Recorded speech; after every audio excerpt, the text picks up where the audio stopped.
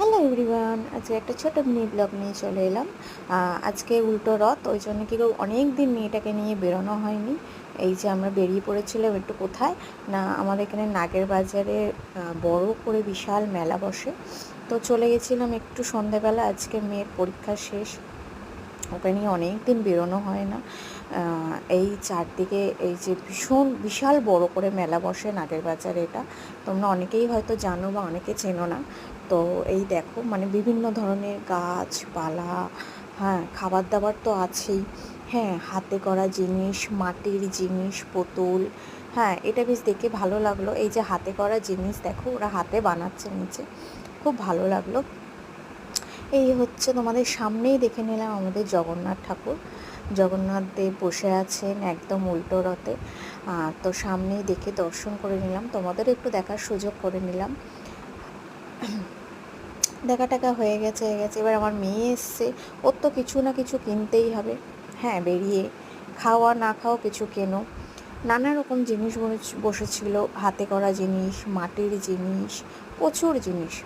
একটা জিনিস দেখলাম আমার মেয়ে, ক্লিপে ছোট্ট, যেটার দাম বলছে 100 টাকা, যার মানে কোনো মানেই হয় না।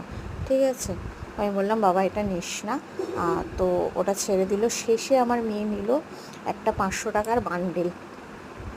এরকম ঠিক আছে। এই যে পাখি বসে, প্রচুর জিনিস বসে, পাখি থেকে শুরু করে নানা রকমের ফুল, নানা রকমের খেলনা, মানে বিশাল বড়, তোমরা দেখেই বুঝতে পারছো এত বড় হয়, মানে হেঁটে মানে ক্লান্ত। দেখো কি সুন্দর সুন্দর, এগুলো হচ্ছে টেবিল, বসার টেবিল, জগন্নাথ দেবের মূর্তি, সব কাঠের।